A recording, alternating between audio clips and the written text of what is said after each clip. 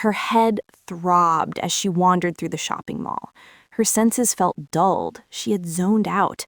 The only thing she wanted was to get out of there and go home. It had proven to be a long day for Maggie. She hated the mall. Everything about it aggravated her. She hated the shopping, the crowds, the children, and the teenagers swaggering around in pants far too large, chatting on their cell phones. She hated when salespeople pressured her. Even worse, she hated when they ignored her, absorbed in their phones. All she had wanted when she left the house that morning was simply a pair of black shorts and a plain top to go with them. Everything she looked at was designed for someone at least 20 years her junior. She wasn't 14 anymore. Heck, she wasn't even 24. She was 34. She was tired of looking at fashions she hadn't enjoyed the first time around. She also wanted to dress like an adult without looking like her grandmother. On the rare occasion she did find something suitable, the size never went above a 2. Totally disgusted, she decided it was time to go. In fact, it was well past that time. She headed in a direction she prayed held the exit from this hellhole. Out of the corner of her eye, she spied a small shop she had somehow missed. "What the hell?" she muttered to herself as she entered the store. Her ears immediately ached as they were assaulted by loud techno music, blasting in every shop she entered. She grimaced at the shiny, tacky outfits surrounding her. Turning to leave, she suddenly stopped as she heard voices raised in anger. "Cut me some slack here, Stewie," a woman argued. "It's almost time to close. Can't we just change the music?" Maggie chuckled softly as she looked around. "No way," an adolescent male retorted. "Come on," the woman's voice countered.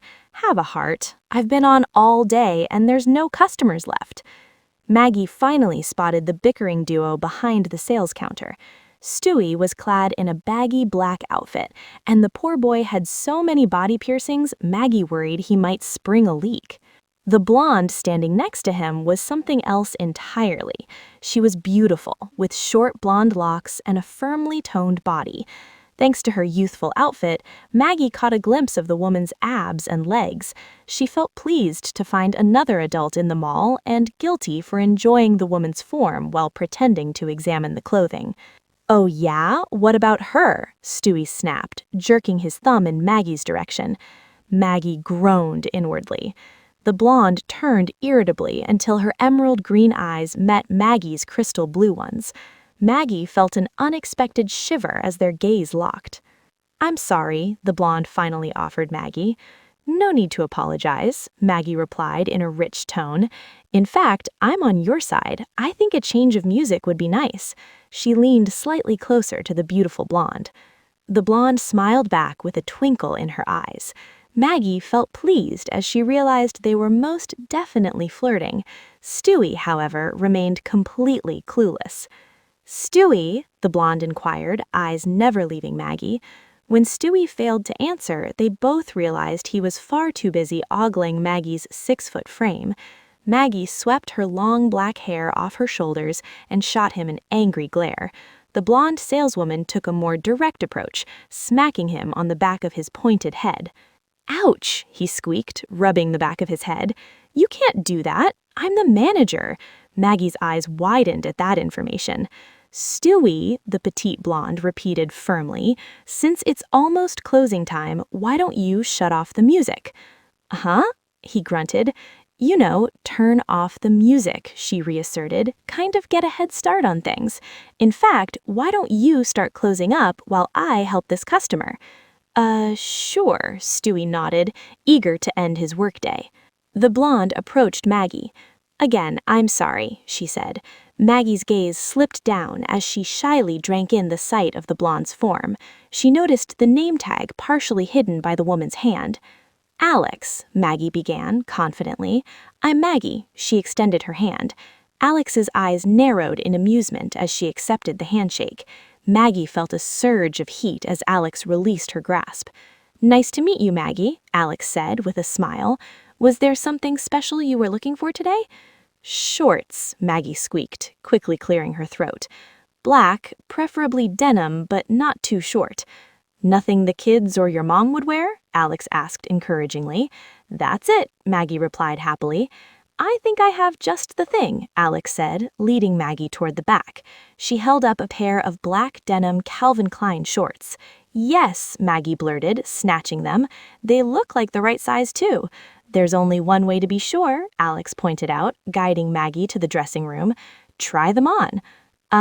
Maggie stammered. "I don't need to." "You really should," Alex encouraged. "You can't really trust the sizes these days." Maggie shifted uncomfortably. "I don't like to try things on." Alex paused, glanced down at Maggie's hips, then walked away briefly. She returned holding a small package. "We can just add these to your order," she said, smiling boldly, as she handed over a pair of panties. "How did—" Maggie started. Alex leaned in, brushing gently against her arm. "No panty line," she whispered. Maggie blushed as she entered the dressing room. Maggie walked to the last cubicle, noting that she was indeed alone. She stepped into the stall and closed the door behind her. She smiled as her face flushed. "It's been forever since I've been flirted with like that," she thought. "Even longer since it was done by an attractive woman." She wondered, what would happen if I called her back here? As she pondered the possibility, she changed into her new underwear.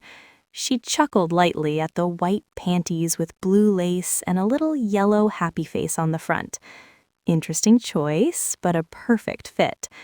She then tried on the Calvin Klein shorts, which fit perfectly as well. She was just unzipping the shorts when she heard a light rap on the door. Maggie's heart quickened as she opened the door, unaware her shorts were still unzipped. She lost herself in Alex's smile. "I just wanted to see if you needed any help," Alex said, softly as she stepped into the cubicle. Maggie stepped back, allowing Alex in. Alex didn't stop her approach until Maggie found herself pressed lightly against the back wall. "I was just thinking I needed your help," Maggie panted, feeling Alex lean slightly into her. "Anything you want," Alex offered in a husky tone. Maggie started to lower the black Calvin Klein shorts, but smaller hands captured her own, halting her movements. "Allow me?" Alex said, her voice slightly questioning. Maggie understood what was being asked and moved her hands above her head. Alex ran her hands across Maggie's exposed abs, tugging gently on the shorts and lowering them past her hips. The shorts fell to the carpeted floor. "I see that these fit as well," Alex said slyly, fingers brushing Maggie's new underwear. Maggie lowered her arms to place her hands firmly on Alex's shoulders. "Do you like them?" Alex asked in a husky tone. "Yes," Maggie panted, throat dry. Alex pressed closer. "I'm wearing the same ones," Alex offered, pulling away slightly. "Really?" Maggie swallowed, watching Alex's hands move to the waistband of her short skirt. Her thighs trembled slightly. "Would you like to see?" Alex teased. Maggie could only nod. Alex held her gaze and began lowering her skirt. Maggie felt a flush of anticipation as the skirt fell. Alex ran one hand across her own smiley-face panties. "See, they're the same," Alex informed her. Maggie nodded, unable to speak. "Of course, they might be different," Alex added, opening her legs before pressing her smiley face against Maggie's. Maggie gasped and arched her back. She guided Alex closer, their bodies pressed together. Alex's hands explored under Maggie's t-shirt, lifting it slightly to expose one of Maggie's breasts. Maggie moaned softly. Alex's mouth latched onto her nipple, sucking gently. Maggie felt herself thrust harder. Alex tore her mouth away, leaving Maggie's nipple aching.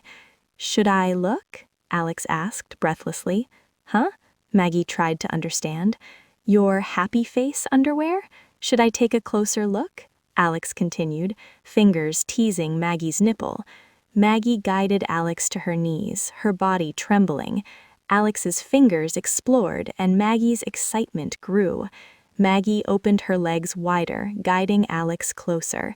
She shivered as Alex's tongue touched her for the first time. Maggie moaned uncontrollably, pressing Alex's face deeper.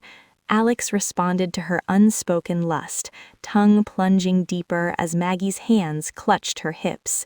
She teased Maggie's swollen clit, and 2 fingers entered her. Maggie's body shook as she held Alex's head tightly. Her thighs trembled as the room spun. Maggie's hips thrust against Alex's face as she climaxed. Alex continued teasing, and Maggie climaxed a second time. Alex lifted her head, resting against Maggie's stomach, leaving her fingers inside her warmth. The moment was broken by a voice announcing the mall was closing. Both sighed heavily. Alex withdrew her fingers and licked her digits clean. She stood and pulled her skirt back on, while Maggie put on her pants. "I'll let you get dressed. I'll just take these, the shorts and the underwear package, and ring them up."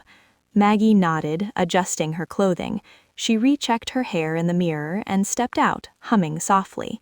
Her tune died as she noticed Stewie with a grim expression. Alex was absent.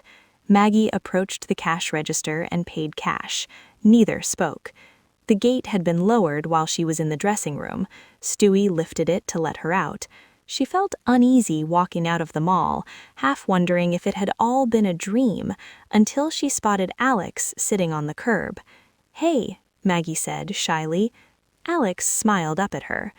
"I was a little worried when I didn't see you," Maggie added. "The little weasel fired me," Alex shrugged. "I guess we should have let him leave the loud music on." "I'm sorry," Maggie blurted. "Don't be," Alex smiled. "I hated that job, but since the DSL company I was with went under, it was all I could find. I've got a couple of promising interviews this week." "Well, at least let me take you to dinner," Maggie offered, teasingly, hopefully. "Or maybe a drink, or my place." "Yes, yes, and maybe," Alex smiled.